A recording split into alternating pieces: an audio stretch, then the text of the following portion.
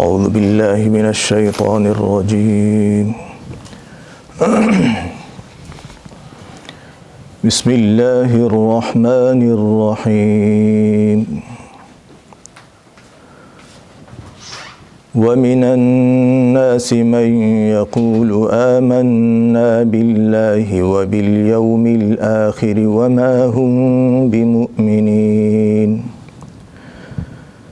يخادعون الله والذين آمنوا وما يخدعون إلا أنفسهم وما يشعرون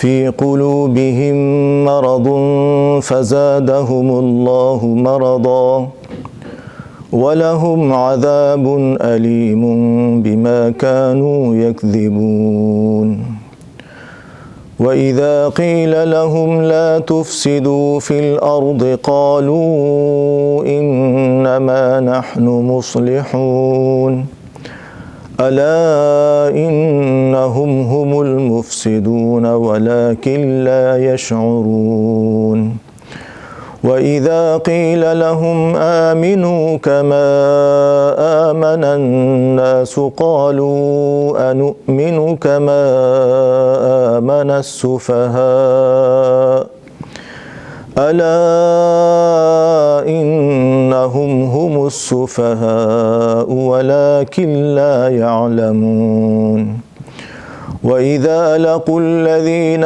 آمَنُوا قَالُوا آمَنَّا وَإِذَا خَلَوْا إِلَى شَيَاطِينِهِمْ قَالُوا إِنَّا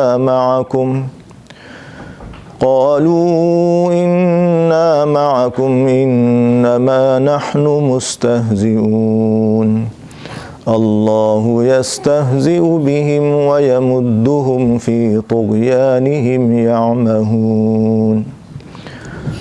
صدق اللہ العظیم۔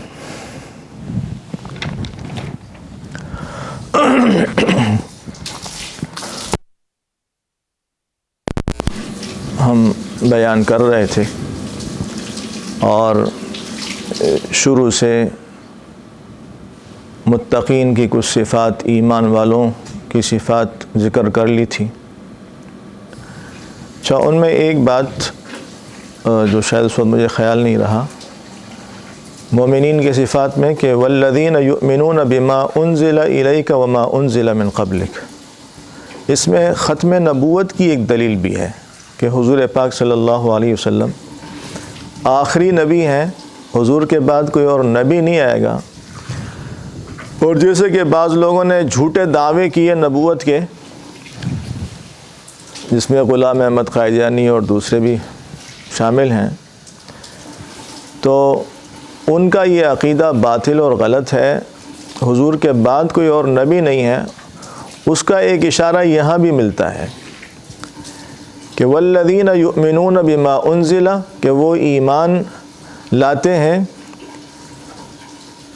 اس کتاب پر جو اتاری گئی ہے الیک، آپ کی طرف، وما انزل من قبلک، اور ان کتابوں پر جو آپ سے پہلے اللہ تعالیٰ نے ان کو نازل کیا ہے۔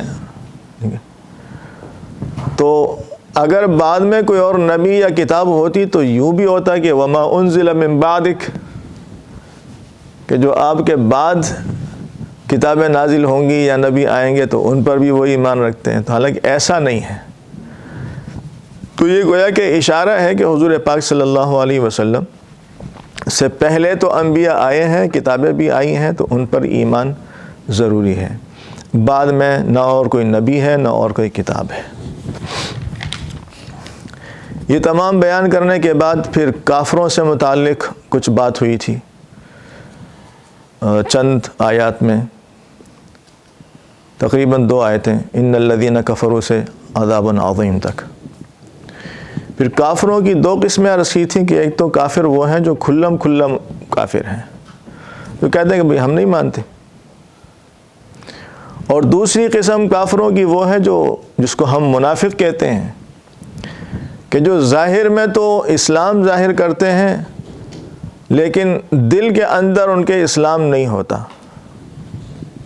ایک جھوٹا دعویٰ ہوتا ہے ان کا زبانی کلامی، تو دل میں کچھ اور ہوتا ہے، زبان پر کچھ اور ہوتا ہے۔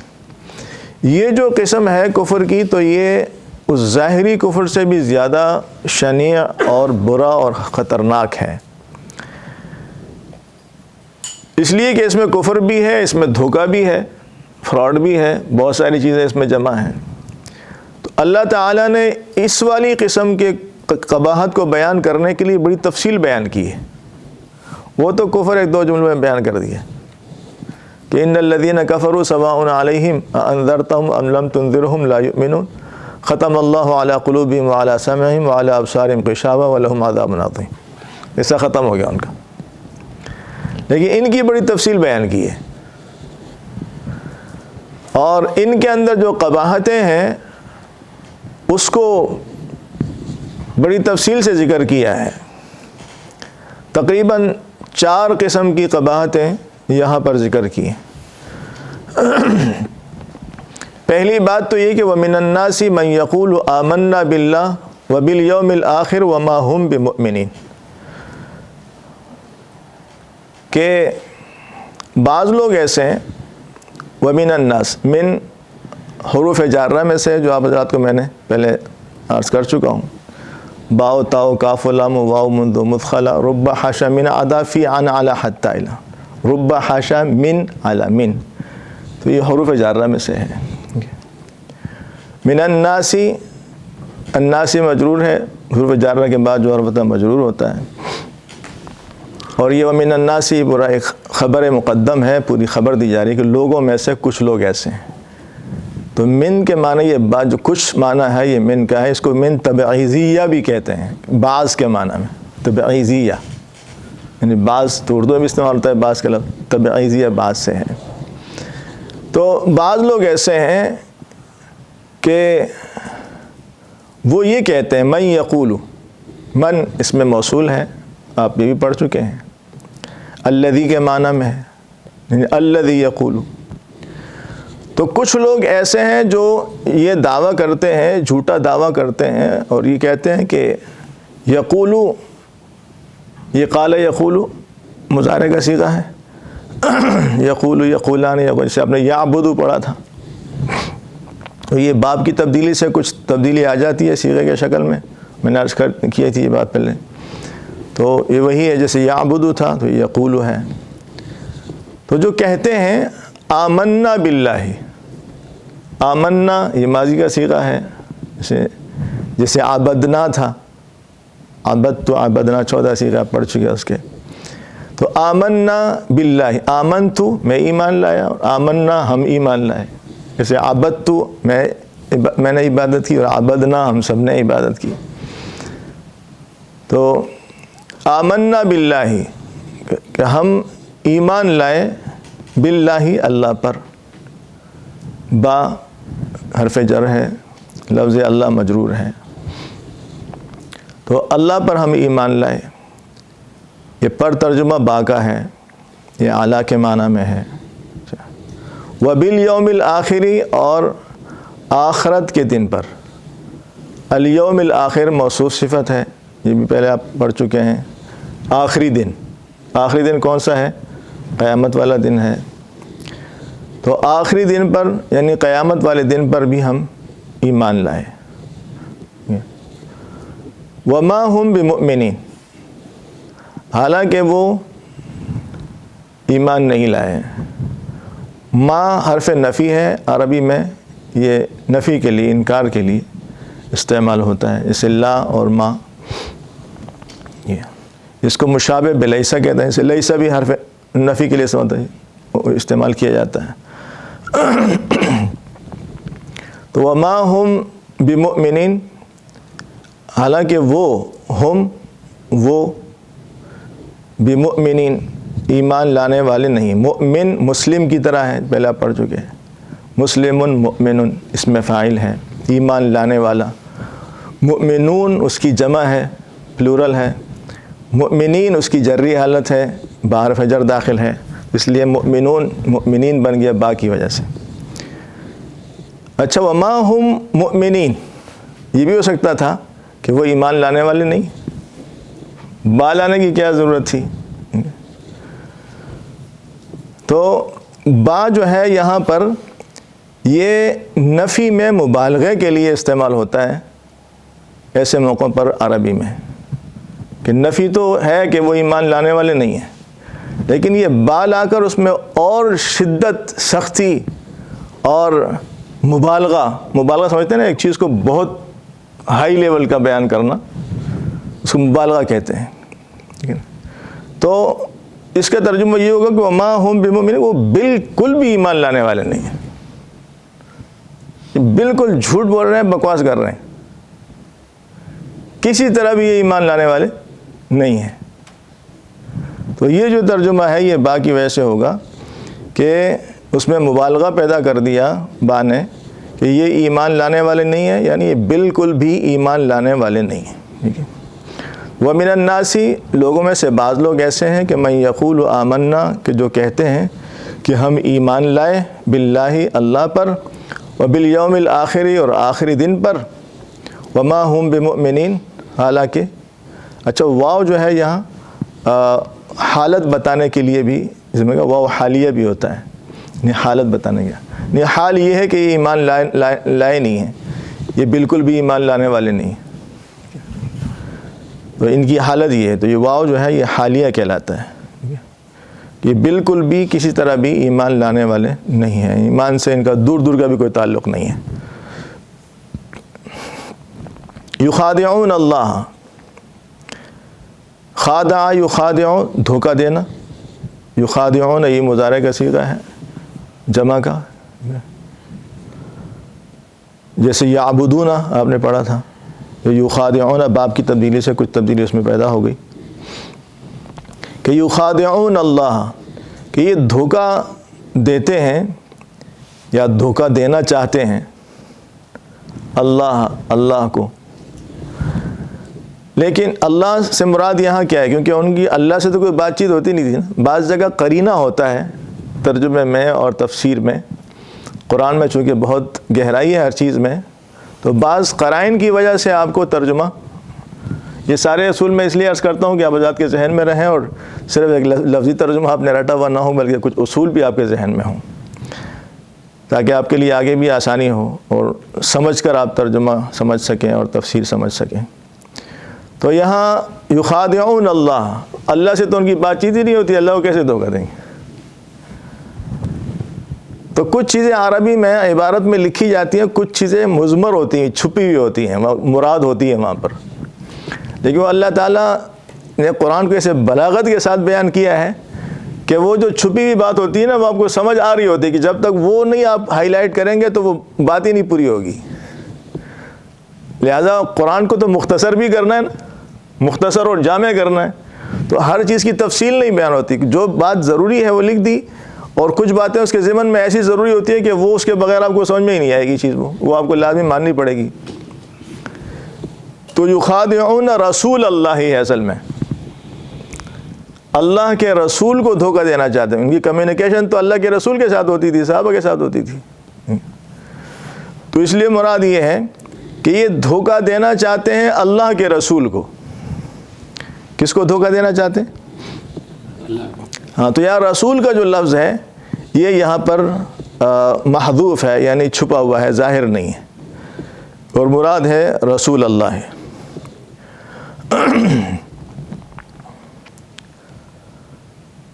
والذین آمنوا، اور والذین اس میں موصول ہے، آمنوا یہ جمع کا صیغہ ہے ماضی کا، جیسے عبدو آپ نے پڑھا تھا، تو آمنوا، اور ان لوگوں کو دھوکہ دینا چاہتے ہیں کہ جو ایمان لائے ہیں، جو کہ ایمان لائے ہیں، الذین کے ترجمہ ہوئی جو کہ، جس نے کہ، اس طرح کے الفاظ، اور ان لوگوں کو دھوکہ دینا چاہتے ہیں جو کہ ایمان لائے ہیں، ایمان والے ہیں۔ وما یخدعون الا انفسہم، اور ماوی پھر نافیہ ہے، یخدعون مضارع کا صیغہ ہے یعبدون کی طرح، وما یخدعون، اور یہ دھوکہ نہیں دیتے یا نہیں دے سکتے، الا انفسہم مگر یہ اپنے آپ کو، الا یہ حصر کے لیے استعمال ہوا، صرف اپنے کو ہی دھوکہ دے رہے ہیں کہ یہ دھوکہ نہیں دے سکتے، اور یہ حقیقت میں دھوکہ نہیں دے رہے ہیں۔ اگر دے رہے ہیں تو کس کو دھوکہ دے رہے ہیں؟ الا انفسہم، بس اپنے کو ہی دھوکہ دے رہے ہیں اور کسی کو دھوکہ نہیں دے سکتے۔ اچھا، اپنے کو دھوکہ کیسے دے رہے ہیں؟ بظاہر تو یہ پیغمبر سے دھوکے کی بات کر رہے ہیں اور صحابہ سے کر رہے ہیں، اور اللہ فرما رہے ہیں کہ یہ دھوکہ اپنے کو دے رہے ہیں، اللہ کو اور اللہ کے رسول کو اور صحابہ کو دھوکہ نہیں دے سکتے۔ اپنے کو دھوکہ دینے کا کیا مطلب ہے؟ مطلب یہ ہے کہ اس دھوکہ دہی کا جتنا وبال ہے اور جتنا نقصان ہے وہ تو انہی بیوقوفوں کو ہونا ہے۔ تو یہ جو فراڈ کرنے کی کوشش کر رہے ہیں، دھوکے بازی کی کوشش کر رہے ہیں اور منافقت کر رہے ہیں، تو یہ حقیقت میں اللہ کے رسول کو اور صحابہ کو دھوکہ نہیں دے رہے، بلکہ یہ تو دھوکہ کس کو دے رہے ہیں؟ یہ اپنے آپ کو دھوکہ دے رہے ہیں کہ اس دھوکے کا نقصان تو ان کو ہوگا۔ وما یشعرون، لیکن ان کو شعور نہیں ہے۔ یشعرون بھی یعبدون کی طرح جمع کا صیغہ ہے مضارع کا، کہ وہ یہ شعور نہیں رکھتے۔ واو وہی حالیہ ہے، ان کی حالت یہ ہے، اس کا ترجمہ یہ بھی کر سکتے ہیں واو حالیہ کا، کہ ان کی حالت یہ ہے کہ ان کو شعور نہیں ہے، کچھ بھی یہ سمجھتے نہیں ہیں، ان کو سمجھ نہیں ہے، کیونکہ حقیقت میں یہ دھوکہ اپنے آپ کو دے رہے ہیں۔ لیکن چونکہ یہ اتنی غفلت میں پڑے ہوئے ہیں، بہت زیادہ غفلت کی وجہ سے اور بہت زیادہ حماقت کی وجہ سے، صفحۃ التفاسیر نے یہ تفصیل کی ہے اس کی، کہ کامل غفلت اور کامل حماقت کی وجہ سے ان کے اندر شعور نہیں ہے۔ بعض اوقات آدمی اتنی غفلت میں ہوتا ہے کہ بالکل دماغ کام ہی نہیں کر رہا ہوتا ہے، غفلت کی وجہ سے سوچتا ہی نہیں ہے آدمی۔ تو یہ اگر تھوڑا سا سوچیں تو نقصان تو ان کو ہے، اور یہ صرف منافقت کی بات نہیں ہے، بلکہ ہم بعض اوقات دینی امور سے اپنے کو چھڑا کر سمجھتے ہیں کہ ہم نے کچھ جان چھوڑا لی، نہیں نا؟ آدمی نماز نہیں پڑھتا، بعض اوقات سمجھتا ہے کہ یار میں نے تو وقت بچا لیا، کہ اتنی دیر میں نے اپنا کاروبار کچھ نمٹا لیا، ہم نے فلاں کام میں نے کر لیا، تھوڑا سا چلو نیند پوری ہو گئی، یا کوئی بھی حاجت تھی، ضرورت تھی، نماز چھوڑ کر وہ کام کر لیا، تو آدمی سمجھتا ہے کہ یار میں نے فائدہ کر لیا۔ یا کوئی دینی بات کرنے والا اور اللہ کی طرف بلانے والا ہمارے پاس آیا، ہم نے اس سے جان چھڑا لی، ہم سمجھتے ہیں یار میں نے بڑا کمال کر دیا، کہ دو باتیں کہہ کر نہ اس سے میں نے جان چھڑا لی، اور گویا کہ ایک قسم کا، لیکن حقیقت میں نقصان کس کا کیا؟ نماز نہ پڑھنے کا، اور کسی اللہ والے سے، اللہ کے قریب کرنے والے سے جان چھڑا کر جو نقصان کیا وہ کس کا کیا؟ ہم نے اپنی ذات کا کیا۔ تو چاہے اس کو یہاں تو مراد وہی کفر اور منافقین کے معنی ان کے لیے ہی آیت، لیکن اس سے ہم یہ بھی سبق لے سکتے ہیں کہ جتنے بھی دینی امور سے ہم اپنے آپ کو پیچھے کرنے کی کوشش کرتے ہیں اور سمجھتے ہیں کہ ہم کوئی فائدہ کر رہے ہیں، تو ہم فائدہ نہیں کر رہے ہیں، ہم اپنا نقصان کر رہے ہیں، لیکن ہمیں اس وقت اس کا شعور نہیں ہے، کیونکہ ہم بھی غفلت کے ماحول میں ہیں، تو اس غفلت کی وجہ سے ہمیں اس کا شعور نہیں ہے۔ وما یشعرون، ان کی حالت یہ ہے کہ غفلت کی وجہ سے اور حماقت کی وجہ سے اس وقت ان کو سمجھ میں نہیں آ رہی، اور ان کا دماغ کام نہیں کر رہا۔ کیوں نہیں کر رہا؟ فی قلوبہم مرض، کہ ان کے دلوں میں بیماری ہے۔ فی قلوبہم، فی حرف جر، قلوبہم وہی مضاف مضاف الیہ ہے، ان کے دلوں میں، قلوبہم ان کے دلوں میں، جو مضاف مضاف الیہ والا ترجمہ آپ ہزار پہلے پڑھ چکے ہیں، تو ان کے دلوں میں مرض، بیماری ہے، ان کے دلوں میں ہے، فی قلوبہم یہ خبر ہے، اور مرض یہ مبتدا ہے۔ تو ان کے دلوں میں بیماری ہے۔ کون سی بیماری ہے؟ ان کو کون سی بیماری ہے؟ جسمانی بیماری کوئی نہیں ہے، ان کو روحانی بیماری ہے۔ آج مصیبت یہ ہے کہ ہم جسمانی امراض کو تو امراض سمجھتے ہیں اور اس کا علاج بھی کرتے ہیں، لیکن روحانی امراض کو ہم مرض نہیں سمجھتے۔ روحانی امراض کی بھی قسمیں ہوتی ہیں. ایک قسم تو وہ ہے جو کافروں کے امراض ہیں، وہ تو بہت ہائی لیول کے ہیں. اور مسلمانوں کے اندر بھی روحانی امراض تو ہوتے ہیں کہ جی نماز پڑھنے میں دل نہیں لگ رہا، روحانی کمزوری ہے. ذکر کرنے میں دل نہیں لگ رہا، قرآن کی تلاوت کرنے میں دل نہیں لگ رہا، اخبار پڑھنے میں، رسائل پڑھنے میں دل لگ رہا ہے، طبیعت لگ رہی ہے، لیکن قرآن کی تلاوت کرنے میں دل نہیں لگ رہا، قرآن پڑھنے اور سمجھنے میں دل نہیں لگ رہا، مسجد میں دل نہیں لگ رہا، بازاروں میں دل لگ رہا ہے، دوستوں کی محفلوں میں گپ شپ میں دل لگ رہا ہے، لیکن مسجد میں اللہ والوں کی صحبت میں بیٹھ کر دل نہیں لگ رہا، دینی محفل میں دل نہیں لگ رہا. ویسے گھنٹوں کے گھنٹوں موبائل میں لگے ہوئے دل لگ رہا ہے. ہمارے نوجوان گھنٹوں لگے ہوئے ہیں، پوری رات گزر جائے گی، اس میں طبیعت لگتی ہے. لیکن اسی نوجوان کو کہو کہ بھئی 2 رکعت تہجد کے نوافل پڑھ لو، کہ آپ ویسے بھی جاگ ہی رہے ہو، موبائل میں لگے ہوئے ہو، تو یار وضو کر کے 2-4 رکعت نفل ہی پڑھ لو، کچھ ایک پاؤ پارا آدھا پارا تلاوت کر لو، کچھ اللہ سے مناجات کر لو. وہ کہیں گے نہیں مجھے نیند آ رہی ہے. تو یہ ایک روحانی مرض ہے، روحانی بیماری ہے جو ان کو جیسے آدمی جسمانی بیمار ہوتا ہے نا، بیمار آدمی کو آپ کہو کہ یار بڑی بہترین لذیذ بریانی ہے یار تھوڑی سی کھا لو، وہ تھوڑا چکتا ہے کہ نہیں یار اس کا ذائقہ صحیح نہیں ہے. آپ اس کو پانی پلاؤ گے کہتا ہے یار یہ پانی تو کڑوا ہے. جو صحت مند آدمی پی رہا ہے اس کو پانی صحیح لگ رہا ہے، اس کو کڑوا لگ رہا ہے. اس کو کھانے کی چیز اچھی لگ رہی ہے، یہ کہہ رہے کہ نہیں یہ تو بالکل بیکار ہے، مزہ ہی نہیں آ رہا. مسئلہ کیا ہے کہ اس کو کڑواہٹ پانی میں نہیں ہے، کڑواہٹ اس کی زبان میں ہے، اس کی بیماری کی وجہ سے ہے. یہ ٹھیک نہیں ہے، اس کے اندر مرض ہے. اس مرض کی وجہ سے اس کو وہ اچھی چیز بھی بری لگ رہی ہے. میرے محترم بھائیوں، ایسے ہی روحانی امراض ہوتے ہیں کہ ایک آدمی ہے اس کو نفل پڑھنے میں مزہ آ رہا ہے، دعا مانگنے میں مزہ آ رہا ہے، اللہ کے ساتھ لگا ہوا ہے. اس کو جیسے صحابہ کے بارے میں آتا ہے نا، ہم کبھی سوچتے ہیں، ہم کہتے ہیں یہ کیسے ہوتا ہے، اللہ اکبر، اور پوری رات لگے ہوئے قرآن پڑھ رہے ہیں. پوری رات قرآن نماز میں کون پڑھ سکتا ہے؟ اس کو مزہ آ رہا ہو پڑھ سکتا ہے نا. اللہ والوں کے جو ہم سنتے ہیں بھائی رکوع میں آج کی رات رکوع کی رات ہے، پوری رات رکوع میں، پوری رات سجدے میں، 2 رکعت میں پوری رات گزار دی. تو ہمیں یہ تو سمجھ میں آتا ہے کہ موبائل میں پوری رات گزار دی، پتہ ہی نہیں چلا پوری رات کا. دوستوں کے ساتھ گپ شپ میں پوری رات گزر گئی، یار پتہ ہی نہیں چلا. ہمیں تو یہ سمجھ میں آتا ہے، لیکن یہ سمجھ میں نہیں آتا کہ اس میں رات کیسے گزر سکتی ہے.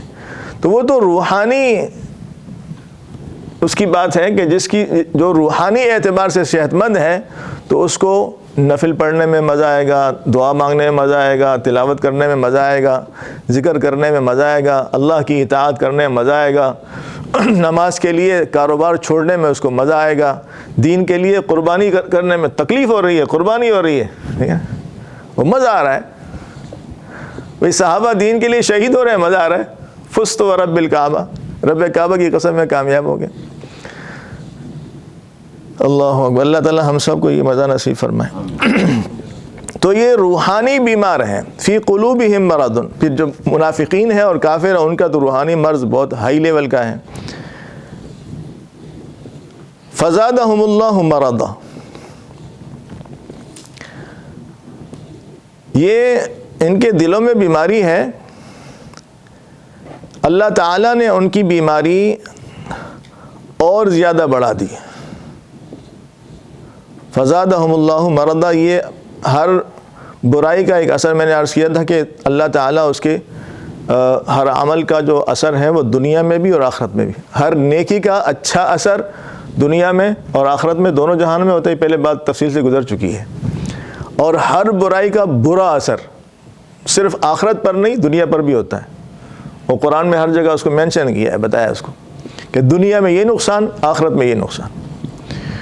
تو یہ جو ان کی روحانی بیماری ہے اور جو ان کے اندر غفلت ہے اور عدم توجہ ہے دین کی طرف، اللہ کی طرف، اس کی وجہ سے دنیا کا نقصان تو ان کا یہ ہوا کہ فزادہم اللہ مرضا، اللہ تعالیٰ نے ناراض ہو کر ان کی بیماری اور بڑھا دی۔ فزادہ، زادہ بھی ماضی کا صیغہ ہے، جیسے عابدہ ہے تو اس طرح زادہ باب کی تبدیلی سے وہ حیت تبدیل ہو گئی۔ فزادہم، اللہ تعالیٰ نے بڑھا دیا، ہم ان کو کیا مطلب؟ ان کی بیماری کو، مرضاً آگے بتا دیا کہ ان کی بیماری کو بڑھا دیا۔ تو فزادہم اللہ، کس نے بڑھایا؟ اللہ نے۔ تو اللہ یہاں پر لفظ اللہ فاعل ہے، یعنی اس بڑھانے کا، اور ہم جو ہے یہ مفعول ہے۔ تو فزادہم اللہ مرضا، اللہ تعالیٰ نے ان کی بیماری کو اور بڑھا دیا، یہ دنیا میں ان کو اس کا نقصان ہوا۔ وَلَهُمْ عَذَابٌ عَلِيمٌ، وَلَهُمْ، اور ان کے لیے ہے، یہ خبر مقدم ہے، کیا چیز ہے ان کے لیے؟ عذاب علیم، دردناک عذاب۔ عذاب یہ موصوف ہے، علیم اس کی صفت ہے، کہ دردناک قسم کا عذاب ان کے لیے ہے۔ وَلَهُمْ عَذَابٌ عَلِيمٌ، ان کے لیے ہے، کیا چیز ہے؟ عذاب علیم، دردناک عذاب۔ کیوں ہے؟ بما کانوا یکذبون، اس کی وجہ بتا دی۔ با سببیہ بھی ہوتا ہے، با سبب بتانے کے لیے بھی آتا ہے، جو حرف جر با ہے، کہ کس وجہ سے اللہ تعالیٰ نے دنیا میں ان کو یہ عذاب دیا، کہ ناراض ہو کر ان کے اس مرض کو اور بڑھا دیا، اور آخرت میں اللہ تعالیٰ ان کے لیے اللہ نے دردناک عذاب کا فیصلہ کر لیا۔ کیوں کیا؟ بما کانوا یکذبون، اس وجہ سے کہ وہ جھوٹ بولتے تھے۔ کذیبہ یکذب، جھوٹ بولنا، الکذب، جھوٹ بولنا۔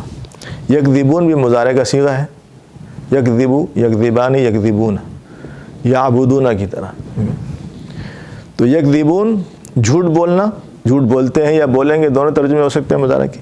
اچھا، کانا جو لفظ ہے، یہ آپ اس کا ذہن میں رکھیں کہ یہ اس مضارع کے اندر تکرار پیدا کر دیتا ہے، کہ یہ کام کرتے تھے، یہ کام کرتے تھے مستقل۔ تو بما، اس وجہ سے، کانوا یکذبون، کہ یہ جھوٹ بولتے تھے یا جھوٹ بولا کرتے تھے، تو یہ کانا کی وجہ سے ترجمہ مضارع کا ہو جائے گا۔ جیسے یکذبون کے معنی جھوٹ بولتے تھے، جھوٹ بولتے ہیں یا بولیں گے، لیکن کانوا یکذبون، یہ وہ جھوٹ بولا کرتے تھے، جھوٹ بولتے تھے، اس وجہ سے اللہ تعالیٰ نے ان کا یہ حال کر دیا اور ان کو یہ عذاب دے دیا۔ یہ ایک جو ان کی قباحت تھی ان کے اندر، اس کی تفصیل اللہ تعالیٰ نے بیان کر دی، کہ وہ ظاہر میں کچھ کہتے ہیں اور باطن میں ان کے کچھ اور ہے۔ اچھا، دوسری بات جو اللہ تعالیٰ نے ان کی ذکر کی ہے، دوسری قباحت، دوسری برائی ان کے اندر کیا ہے، کہ وَإِذَا قِيلَ لَهُمْ لَا تُفْسِدُوا فِي الْأَرْضِ قَالُوا إِنَّمَا نَحْنُ مُصْلِحُونَ، اور جب ان سے کہا جاتا ہے، وَإِذَا، اِذَا یہ شرط کے لیے آتا ہے، کہ جس وقت یہ بات ہوتی تو پھر یہ ہوتا ہے، اس طرح کے جملے ہوتے ہیں، اس میں اِذَا استعمال کرتے ہیں۔ قیلا، یہ قالا کا مجہول ہے، جیسے عابدہ، فعالہ کے وجہ پر فاعل لام، تین لفظ ہوتے ہیں، ٹھیک ہے، تو فعالہ بھی ہو سکتا ہے، فاعلہ بھی ہو سکتا ہے، فعولہ بھی ہو سکتا ہے، باب کی تبدیلی سے، میں نے عرض کیا تھا کہ تبدیلی اس میں آ سکتی ہے، لیکن تین لفظ ہوتے ہیں ماضی میں عام طور پر۔ تو قیلا جو ہے یہ ایک نا، عبدہ اس نے عبادت کی ہے، کہ عبدہ اس کی عبادت کی گئی، اس کو انگریزی میں کیا کہیں گے آپ خود ہی سمجھ لیں، مجہول کہتے ہیں ہم اس کو، یعنی جس کا کرنے والا معلوم نہیں ہوتا، مذکور نہیں ہوتا، جس کا ذکر نہیں ہوتا، بس یوں کیا گیا، ٹھیک ہے نا، ضربہ اس نے مارا، ٹھیک ہے، ضربہ وہ مارا گیا، اب کس نے مارا اس کا پتہ نہیں، لیکن ضربہ مارا گیا۔ تو اسی طرح جو قیلا ہے، یہ کہ جب ان سے کہا جاتا ہے، ٹھیک ہے۔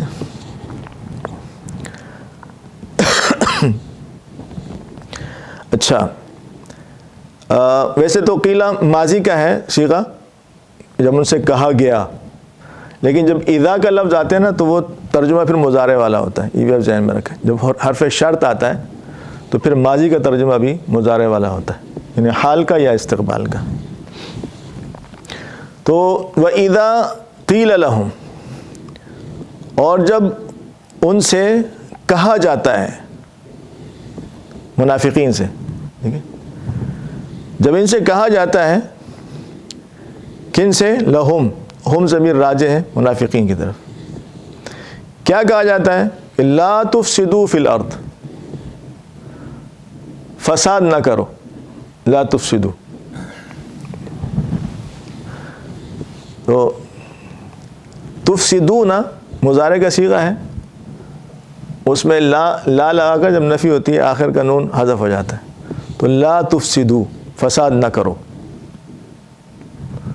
تفسدون فساد کرتے ہو یا کرو گے، لیکن جب لا آ گیا، لا بھی نفی کے لیے آتا ہے، نہیں کے لیے، کسی کو روکنے کے لیے کسی کام سے، لا تفعل کذا، ٹھیک ہے، لا تشرب نہ پیو، لا تاکل نہ کھاؤ، لا تجلس نہ بیٹھو، ٹھیک ہے، تو اس طرح کے جو جملے ہوتے ہیں۔ تو لا تفسدوا، فساد نہ کرو، فی الارض زمین میں، فی حرف جر ہے، الارض مجرور ہے، فی میں کے معنی میں آتا ہے عام طور پر۔ لا تفسدوا فی الارض، کہ تم فساد نہ کرو زمین میں۔ فساد کیا ہوتا ہے کہ فتنے پھیلانا، فساد پھیلانا، لوگوں کو دین سے روکنا، دین کے راستے میں رکاوٹیں پیدا کرنا، یہ ساری فساد کی شکلیں ہوتی ہیں مختلف۔ تو تم فساد نہ کرو، یہ ساری بدماشیاں چھوڑ دو۔ جب ان منافقین سے یہ کہا جاتا ہے تو ان کے اندر عیب کیا ہے پتہ ہے؟ بہت بڑی قباحت ان کے اندر یہ ہے کہ قالوا انما نحن مصلحون، کہ یہ کرتے تو فساد ہے لیکن اپنے آپ کو مصلح ظاہر کرتے ہیں کہ ہم تو فساد نہیں کر رہے، ہم تو اصلاح کر رہے ہیں، ہم تو تمہاری مدد کر رہے ہیں، ہم تو تمہارے ملک کو ترقی دینا چاہتے ہیں، ہم فلاں کرنا چاہتے ہیں۔ یعنی وہ اصلاح کی ایک صورت پیش کریں گے اور کریں گے ضمن میں فساد۔ تو یہ ان کی بڑی بڑی قباحت ہے۔ جب ان سے کہا جاتا ہے کہ تم فساد نہ کرو فی الارض زمین میں، تو قالو وہ کہتے ہیں۔ اب یہ اذا قیل وہ شرط تھی، قالو اب یہ اس کی جزا ہے۔ جب شرط حرف شرط آتا ہے تو پھر دو جملے ہوتے ہیں اس سے متعلق۔ تو اذا قیل جب ان سے کہا جاتا ہے تو قالو پھر وہ جواب میں یہ کہتے ہیں، کیا کہتے ہیں؟ انما نحن مصلحون، کہ ہم تو، انما کہ بے شک، ما نہیں ہیں ہم، نحن ان ہم، مصلحون لیکن ہم تو اصلاح کرنے والے، انہیں ہم اور کچھ بھی نہیں ہے، اصلاح کرنے والے ہیں ہم، اور کچھ ہم نہیں کرتے۔ ہمارا تو مقصد صرف اصلاح کرنا ہے، مصلحون مسلمون کی طرح، مصلح مسلم، مصلح اصلاح سے، اصلاح کرنے والا، ٹھیک کرنے والا کسی چیز کو۔ تو ہم تو مصلح ہیں، یعنی اصلاح کرنے والے ہیں۔ مصلحون ایک اصلاح کرنے والا، مصلحون اس کا پلیورل ہے۔ تو ہم تو اصلاح کرنے والے ہیں، ہم فساد کرنے والے نہیں ہیں۔ تو ایک ان کی بہت بڑی قباحت یہ ہے۔ تو اب یہ ساری بدماشیاں چونکہ ہائی لیول کی ہیں، اس لیے اللہ تعالیٰ نے ان پر رد بھی ہائی لیول کا کیا کہ الا انہم ہم المفسدون ولکن لا یشعرون۔ اور یہ بھی ہو سکتا ہے کہ ہم المفسدون، یہ فساد کرنے والے ہیں، لیکن اللہ تعالیٰ نے اس کا بڑے بلیغ انداز میں بلاغت کے ساتھ رد کیا کہ الا لے کر آئے، پھر انہم، ان لے کر آئے، پھر ہم بیچ میں فصل لے کر آئے۔ تو یہ ساری چیزیں اس میں مزید زور پیدا کرنے کے لیے اور تاکید پیدا کرنے کے لیے اور بلاغت کے لیے کہ الا، غور سے سنو، متوجہ ہو جاؤ، کان کھول کے سنو، اچھی طرح سمجھو، ہے نا، ایک بلاغت کا انداز اللہ نے اختیار کیا۔ ان، پہلے آپ پڑھ چکے ان اور ان، کہ جو بات کہی جا رہی ہے اس میں کوئی شک نہیں ہے، یہ بلا شک کہا جا رہا ہے، کسی قسم کی کوئی اس میں غلط بیانی نہیں ہے۔ تو انہم المفسدون بھی کہا جا سکتا ہے کہ بے شک یہ فساد کرنے والے. تو انہم پھر دوبارہ ہم لے کر آئے, انہم ہم المفسدون, یہی ہیں فسادی. الا, غور سے سنو, اچھی طرح سمجھو, انا, بے شک, ہم, یہ, پھر ہم, یہی ہیں مفسدون, فساد کرنے والے. مفسد وہی اس میں فاعل کا صیغہ ہے, فساد کرنے والے. مفسد ایک اور مفسدون اس کی جمع. تو اچھی طرح سمجھو کہ یہی لوگ ہیں فساد کرنے والے. خبردار, اعلیٰ قدر میں خبردار بھی کرتے ہیں. غور سے سنو, اچھی طرح سنو, خبردار ہو کے سنو کہ بے شک وہی لوگ ہیں جو فساد کرنے والے ہیں. ولیکن لا یشعرون, لیکن حرف استدراک ہے کہ لیکن جو ہے یہ شعور نہیں رکھتے, دلوں میں ایمان نہیں ہے ان کے, اور جب ایمان نہیں ہوتا تو کامل شعور بھی نہیں ہوتا. یہ بات ذہن میں رکھیں. اصل شعور اور اصل سمجھ اللہ تعالیٰ دیتے ہیں ایمان کی وجہ سے. پھر ایمان میں جتنی ترقی ہوتی رہتی ہے شعور میں اضافہ ہوتا رہتا ہے. یہ بات یاد رکھیں. بہت سارے وہ لوگ کہ جو ماشاءاللہ نمازی ہیں, دیندار ہیں, تقوی دار ہیں, جو باتیں ان کو سمجھ میں آئیں گی عام دنیا دار کو سمجھ میں نہیں آئیں گی. جتنا بھی پڑھا لکھا ہو, جتنا بھی بڑا تعلیم یافتہ ہو, وہ ان کو بیوقوف سمجھے گا کہ یار یہ کیا صوفی بنے اور جناب 5 وقت کی نماز پڑھنے جا رہے ہیں اور یہ کر دیا وہ کر, پورا ملا بنے ہوئے. تو اتنا بڑا پڑھا لکھا آدمی ہے, وہ پتہ نہیں کیا مولوی کے چکر میں پڑ گیا, اس نے داڑھی بھی رکھ لی اور ٹوپی بھی پہن لی اور پگڑی بھی باندھ لی اور یہ بھی کر لیا اور وہ بھی کر لیا. ان کو سمجھ میں ہی نہیں آ رہا ہوتا ہے. تو شعور جو ہے یہ اللہ تعالیٰ دیتے ہیں ایمان والوں کو, اور ایمان میں جتنی ترقی ہوتی ہے شعور میں اتنا اضافہ ہوتا ہے.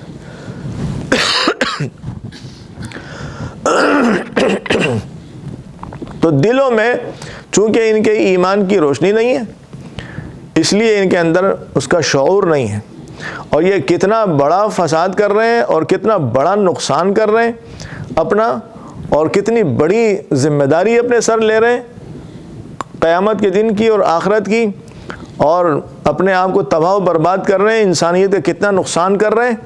ان کو اس بات کا شعور نہیں ہے, یہ اس کو سمجھ نہیں رہے. یہ ان کی اس وقت سمجھ میں نہیں آ رہی بات. تو ولیکن لا یشعرون, لیکن اردو میں بھی استعمال ہوتا ہے لیکن کا لفظ, لیکن وہی ہے. تو ولیکن لا یشعرون, یہ شعور نہیں رکھتے, ان کو سمجھ نہیں ہے. ٹھیک ہے, تو یہ دوسری قباحت ان کی ذکر ہو گئی. 2 قباحتیں آج ہم نے ذکر کر لی, باقی 2 مزید باقی انشاءاللہ وہ آئندہ ذکر کر لیں گے. میں دوبارہ ایک دفعہ ترجمہ کر لیتا ہوں, آپ ہم اس کو دیکھ لیں. جیسے آئندہ کے لیے اگر آپ ساتھ قرآن بھی ہاتھ میں رکھ لیا کریں, جیسے ہمارے ڈاکٹر صاحب نے رکھا ہے, تو وہ آپ کو زیادہ شاید سمجھ میں آئے گا. وَمِنَ النَّاسِ, اور لوگوں میں سے بعض لوگ ایسے ہیں, بعض ترجمہ میں عرض کیا کہ من کا ہے, حرف جر کا. مَن یقول, الذی یقول, جو کہ کہتے ہیں آمنا, ہم ایمان لائے, باللہ وبالیوم الآخر, اللہ پر اور قیامت کے دن پر. اچھا, یہ واو بیچ میں, اس کو ہم حرف عطف بھی کہتے ہیں. بعض اوقات یہ واو حرف عطف کہلاتا ہے. عطف کے معنی جو حکم پہلے والے حرف کا لفظ کا ہے وہی حکم بعد والے لفظ کا بھی ہے. جسے ہم کہتے ہیں کہ یار زید آیا اور عمر آیا, تو آنے کا کام زید نے بھی کیا, آنے کا کام عمر نے بھی کیا, دونوں یعنی یہ کنیکشن کے لیے آتا ہے. اب یہ سمجھیں اس کو, حرف عطف جو ہے دونوں کے کنیکشن کو پار کرنے کے لیے, کہ ہم ایمان لائے اللہ پر اور ہم ایمان لائے آخرت کے دن پر. تو یہ دونوں کنیکشن لگانے کے لیے واو آتا ہے. باللہ وبالیوم الآخر, وما ہم بمؤمنین, حالت یہ ہے ان کی, واو حالیہ, کہ حقیقت میں یہ ایمان لانے والے نہیں ہیں. یخادعون اللہ, یہ دھوکہ دینا چاہتے ہیں یا دھوکہ دینے کی کوشش کر رہے ہیں. اور یہ میں عرض کیا کہ رسول کا لفظ محذوف ہے, اصل میں یخادعون رسول اللہ, تو اللہ کے رسول کو دھوکہ دینا چاہتے ہیں. والذین آمنوا، اور ان لوگوں کو جو ایمان لائے ہیں ان کو دھوکہ دینا چاہتے ہیں. وہ حرف عطف ہے، وہی کنیکشن دونوں کے درمیان. وما یخدعون، اور یہ دھوکہ نہیں دیتے حقیقت میں الا انفسہم، مگر اپنے آپ کو. اور کیا دھوکہ دینا ہے اپنے آپ کو؟ کہ اس دھوکے کا، اس فراڈ کا، اس جھوٹ کا جو وبال ہے اور اس کا جو نقصان ہے وہ تو حقیقت میں انہی کو ہونا ہے. لیکن تو یہ بیوقوف یہ سمجھ نہیں رہے ابھی، تو اصل میں دھوکہ یہ اپنے آپ کو دے رہے ہیں. ایک آدمی اگر جیسے کفر کرنا اپنا نقصان ہے، تو ایسی نماز نہ پڑھنا، اور نماز نہ پڑھنا کفر کا کام ہے. جھوٹ بولنا، فراڈ کرنا، حرام کمانا، یہ سارے اپنا ہی نقصان ہے. تو یہ اپنا ہی نقصان کر رہے ہیں، یہ کسی کا نقصان نہیں کر رہے. وما یشعرون، لیکن یہ شعور نہیں رکھتے. شعور کیوں نہیں رکھتے؟ میں نے عرض کیا کہ اتنے غفلت میں ہیں اور اتنے حماقت میں ہیں، اور دوسرے کہ ان کو وہی ایمانی بصارت ہی نہیں ہے، ایمانی نظر ہی نہیں ہے کہ ان کو نقصان نظر آئے. فی قلوبہم مرض، ان کے دلوں میں کیا ہے؟ بیماری ہے. بیماری کون سی ہے؟ جسمانی نہیں ہے، روحانی ہے. اس کی تفصیل بھی عرض کر دی کہ جسمانی بیماری ہو تو چیزیں اچھی نہیں لگتی، اور روحانی بیماریاں ہوں تو پھر ایمانیات اور ایمان سے متعلق اعمال اچھے نہیں لگتے. تو اصل میں ان کے دلوں میں مرض ہے، بیماری ہے، جس کی وجہ سے یہ کفر کر رہے ہیں، اور کفر کا نقصان ان کو شعور بھی نہیں ہے، اور اس میں ان کو ظاہر مزہ بھی نہیں آتا. فزادہم اللہ مرضا، اس کا نقصان کیا ہے؟ دنیا میں نقصان ہے کہ اللہ تعالیٰ نے ناراض ہو کر ان کے مرض کو اور بڑھا دیا ہے. وَلَهُمْ عَذَابٌ علیم، آخرت کا نقصان یہ ہے کہ ان کے لیے دردناک عذاب ہے. کیوں ہے؟ اس کی وجہ بتا دی. بما کانوا یکذبون، کہ اس وجہ سے کہ یہ جھوٹ بولتے تھے. یکذبون کے ساتھ جب کانا لگ جاتا ہے کانو، تو وہ ترجمہ پھر اس طرح ہوتا ہے. وَإِذَا قِيلَ لَهُمْ، یہ اذا حرف شرط ہے، شرط کے لیے آتا ہے. اس کے بعد جزا ہوتی ہے. قیلا، اس کو ہم قالا مقولہ بھی کہتے ہیں کہ یہ کہا گیا پھر اس کے بعد میں یہ کہا گیا، یہ شرط و جزا. تو وَإِذَا قِيلَ لَهُمْ، جب کہا جاتا ہے ان سے، لا تفسدوا، کہ بھئی فساد نہ کرو، فی الارض، زمین پر. فساد کی مختلف شکلیں میں نے عرض کی کہ وہ دین کے کاموں سے روکنا، اس میں رکاوٹیں ڈالنا، پریشانیاں ڈالنا، مختلف انداز ہوتے ہیں. تو لا تفسدوا فی الارض، کہ فساد نہ کرو زمین میں. تو قالو، پھر جواب میں یہ کہتے ہیں، اب یہ شرط کی جزا ہے. قالو، یہ کہتے ہیں، انما، کہ نہیں ہے ہم، نحنو، یعنی ہم، مصلحون، اصلاح کرنے والے، یعنی ہم تو صرف اصلاح کرنے والے ہیں، ہم اور کچھ بھی نہیں ہیں. یعنی ہم فساد نہیں کر رہے بلکہ ہم تو اصلاح کر رہے ہیں. یعنی مصلح بن کر فساد کرتے ہیں، وہ ہے کہ یہ بہت بڑی قباحت کی بات ہے. الا، پھر اللہ تعالیٰ نے اس کا رد کیا ہے اسی بلیغ انداز سے کہ الا، غور سے سنو، اچھی طرح متوجہ ہو کر سنو، خبردار ہو کر سنو. انہم، کہ بے شک یہ، ہم المفسدون، یہی ہیں اصل میں فساد کرنے والے. ولکن لا یشعرون، لیکن یہ اس کا شعور نہیں رکھتے. تو یہ دو قسم کی قباحتیں ہم نے ذکر کر دی.